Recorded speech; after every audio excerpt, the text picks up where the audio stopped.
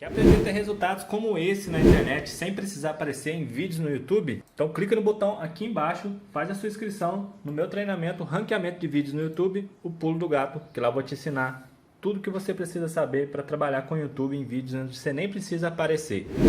E no vídeo de hoje do canal, é claro, muita informação e notícia, opinião do São Paulo Futebol Clube e mais uma renovação a caminho. Então, vamos perder não? Vambora pro vídeo! Muito bem, tá aí o Carpini falando, gostei da frase do Massini aqui enquanto ele falava, está pisando em ovos, está calmo, falando manso, né, baixinho, 1 a 1, até da... Pode jogar 9h30, né, senão a gente não aguenta. Até da questão do gol ele falou, olha, foi gol legal, mas não quero falar muito e tudo mais, Arnaldo. 1 a 1, com esse gol tomado aí com o zagueiro de 7 metros, cabeceando como se estivesse na casa dele. Eduardo. No Ele gol. tava na casa dele. É, na casa mesmo. E depois o São Paulo empatou, virou, mas o gol foi anulado. Que tal o São Paulo, hein, Arnaldo? Deu pro gasto. A gente... Foi? Deu pro gasto ontem também? Ou só agora? Deu pro gasto. E manteve a lógica? Ontem ele falou também isso? Eu gostei, pra ele deu pro gasto. Estamos quase cirúrgicos nos palpites. Estou quase cirúrgico nos palpites do Paulistão nesse início de temporada. Neste início de temporada. Apenas nesse início de temporada. Eduardo, Posto isso, minha solidariedade. Mas quem aguenta, hein? São Paulo enfrentou um adversário mais ou menos... o Tirone aguenta. Mais ou menos como o adversário do Palmeiras na primeira rodada, né? No Horizontino e Mirassol, times bem semelhantes, fizeram campanhas praticamente idênticas na Série B, quase subiram para a Série A, tem um trabalho já há algum tempo consistente. Aliás, depois a gente vai projetar o Palmeiras de São Paulo de Belo Horizonte, esmigalhando a tabela do Paulista até lá, é muito parecido o caminho do São Paulo e do Palmeiras até o confronto. A diferença foi que o Palmeiras largou com uma estreia muito mais difícil e o São Paulo uma estreia fácil. Hoje o Palmeiras tem um jogo fácil, o São Paulo tem um jogo difícil. E nesse meio tempo, Abel e Carpini, que são opostos, um tem 3 anos, o outro tem 3 semanas de trabalho, tentam revezar os jogadores, mirando, sim, o jogo da Supercopa, embora tanto o Carpini quanto o Abel vão falar que o importante é o próximo jogo. Sim, é o próximo jogo, até para observações, visando talvez o primeiro jogo, quando eles vão com, em tese, o time titular da temporada, num primeiro momento, né? O São Paulo ainda tem depois desse jogo do Mirassol, como disse o Carpini, a Portuguesa, o Corinthians e o Palmeiras. O Palmeiras joga hoje com a Inter, que é o jogo mais fácil, depois tem o Santos, o Bragantino e o São Paulo. São coisas semelhantes. Neste jogo, que não foi o time ideal do momento, né? Alguns jogadores preservados, sobretudo o Lucas, o Luciano no banco, o Igor Vinícius no banco. O São Paulo teve um sistema de jogo diferente, até por conta da ausência do lateral. A gente falava aqui, sem lateral direito, o Igor Vinícius não vai poder começar jogando a segunda partida. O Carpini optou por deixar o Igor Vinícius no banco, não colocar o Igor Felisberto, que é o jogador de 16 anos, e colocar uma linha de 3 zagueiros. Parecia que o Diego Costa ia ser lateral, mas não foi. O São Paulo jogou com 3 zagueiros efetivos. O Rato pela ala direita, o Wellington pela ala esquerda e o Ferreirinha não como ponta, como segundo atacante ao lado do Caleri. Com um sistema que o Palmeiras, por exemplo, utilizou na arrancada lá do ano passado do Brasileirão, né, quando juntou Luan, Gomes e Murilo. Né? Só que esse sistema do São Paulo não está bem treinado. Pouquíssimo foi utilizado pelo Dorival. Uma vez só, na verdade, contra o Grêmio. E acho que isso ficou evidente depois de um bom início, quando a defesa foi apertada nos cruzamentos, nas bolas aéreas. E o final do primeiro tempo, o São Paulo vacilou, tomou o gol, deu uma titubeada e achou um gol de pênalti numa briga, aquelas brigas do Caleri. O Caleri não é um jogador brilhante, mas ele é um jogador que não tem bola perdida. Ele mastigou o zagueiro, mastigou o goleiro. Na bola deitado, ele deu assistência para o Rato finalizar e finalizou o jogador do Mirassol cortou com a mão. Sem entrar em arbitragem, tem árbitro que expulsa o jogador. A bola ia entrar, ele abre o braço, deu amarelo, pênalti, o Galopo, que é o melhor cobrador do São Paulo, e jogou no lugar do Luciano bem. A gente falava que era uma opção, começar com o Galopo, fez o gol. No segundo tempo, ele faz um outro gol bonito, anulado bizarramente pelo VAR, e aí começam as trocas, as trocas dessas primeiras partidas.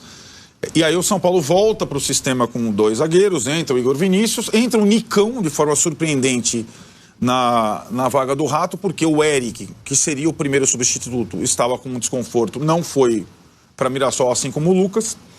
E o Nicão vai muito bem pelo lado direito. O São Paulo cria uma opção pelo lado direito, já tinha com o Wellington Ferreirinha, passa a ter com Igor, Vinícius e Nicão. E o São Paulo controla o jogo, tem algumas chances para vencer. O Mirassol não chuta mais nenhuma bola a gol, mas o jogo fica no 1-1.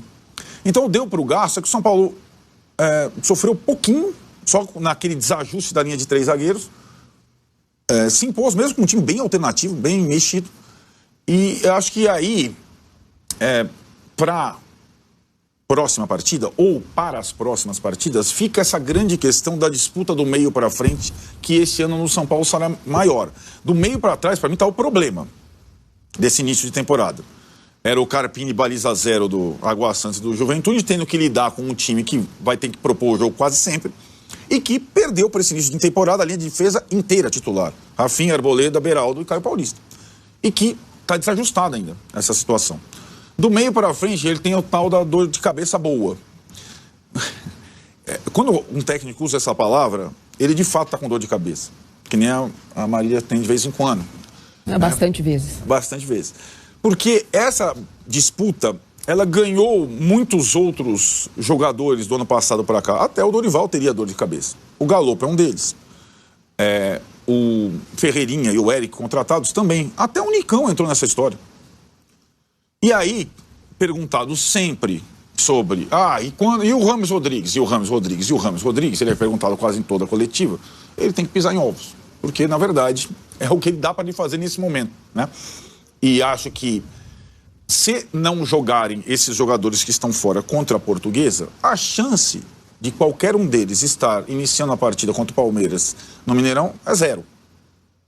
Ou esses jogadores, um ou outro, começam contra a Portuguesa e aí teriam uma semana de preparação para um jogo de Supercopa, ou o time do Carpini não terá esses jogadores, incluindo o Rames Rodrigues, no jogo com o Palmeiras. Então, mas não dá, né? Porque tem o Corinthians no meio do campo. Exatamente. Eu acho que a ideia dele é mexer para a Portuguesa, outros jogadores, e ter contra o Corinthians o time principal do São Paulo.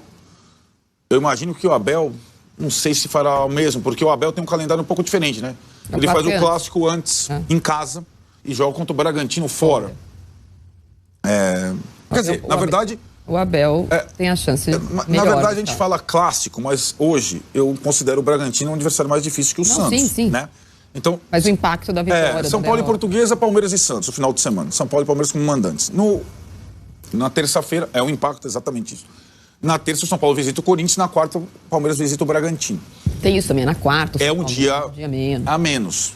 Nesse aspecto, o calendário do Carpini é mais favorável. É melhor. Ele pode testar contra o Corinthians o time ideal do momento, do sábado, do domingo. É domingo. É de verdade, um intervalo grande, né?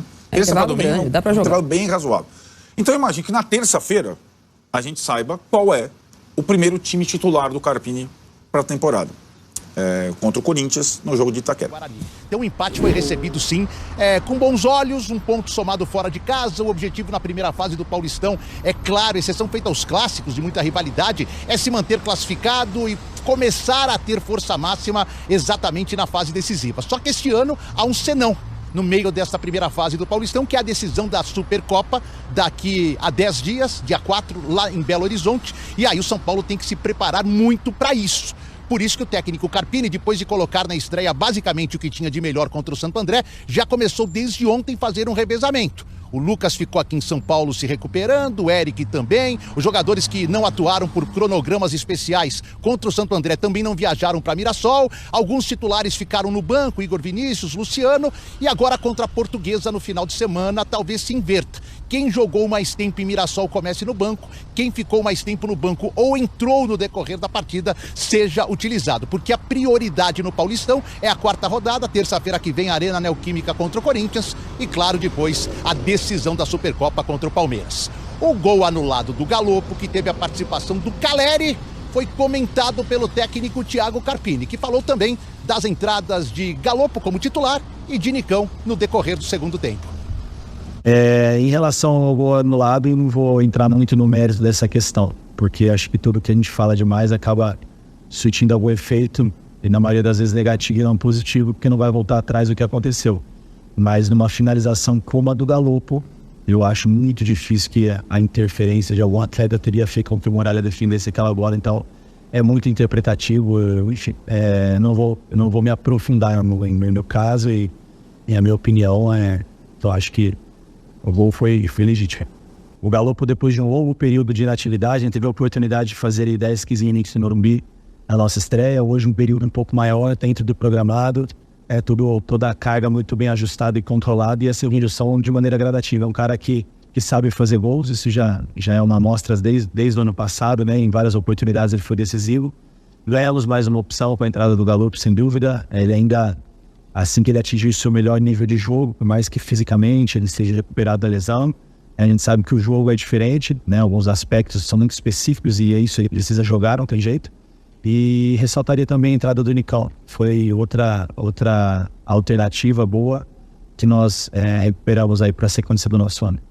E a gente tem na tela o Galo. Diego Costa vai ficar até 2028, ou pelo menos renova o seu contrato, estende o seu contrato depois do jogo contra o Mirassol, né? Um empate em 1-1, teve aquela polêmica que para mim foi mal anulado o gol, achei um absurdo aquilo, mas enfim. O São Paulo, né, teve o aceite, né, ou teve a sinalização positiva do staff do Diego Costa, e agora é uma questão de formalização, aqueles últimos detalhes, aquela coisa toda, tinta da caneta no papel, e aí você formaliza e aí você dá o aceite, né? O aceite já foi dado, e aí você tem uma finalização, você tem uma formalização para que esse contrato seja assinado, uma extensão até 2028. É uma grande notícia para o torcedor de São Paulo, porque o Diego Costa é um jogador importante para o elenco, é um jogador que o Carpini coloca muita expectativa, é um jogador importante para esse elenco, importante para o clube, formado no clube, é um jogador de muita personalidade, o Carpini deseja ter no clube, deseja ter no elenco. Então, assim, o São Paulo batalhou muito, né? A direção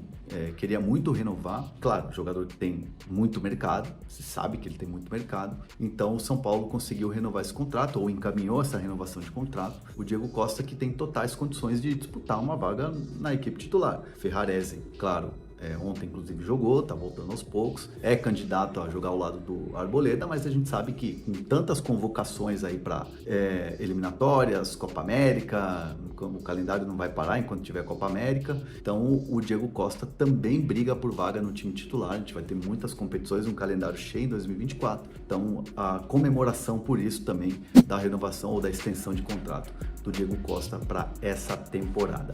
Gostaram? Comentários aqui? Não esqueçam, claro. Pessoal, agora olhando o resultado do São Paulo contra o Mirassol e vendo o perrengue que o Palmeiras passou com a Inter de Limeira e a derrota do Corinthians pro Ituano, eu acho que o São Paulo continua sendo o melhor dos grandes aí até o momento no Campeonato Paulista. O São Paulo que agora tem a Portuguesa, que perdeu pro Bragantino no Morumbi no sábado, depois contra o Corinthians na Neoquímica Arena, que eu acho que o São Paulo tem boas chances, viu? Porque os caras lá vão estar enrolados. Então, assim, tem que aproveitar o momento, o Carpini tem que aproveitar as oportunidades para, assim, se puder vencer esses dois confrontos aí em clássicos, 3, né? Se você considerar que a Portuguesa também seria um clássico, você tirar um pouco aí do peso dessa pressão de ser um iniciante, ser um técnico que nunca treinou uma equipe de Série A, aquelas histórias que a gente escutou na sua contratação. Então, eu acho que o jogo do Mirassol foi um bom jogo de São Paulo, vou repetir como falei no vídeo de ontem, e o melhor, foi um jogo em que você encontrou mais opções, né?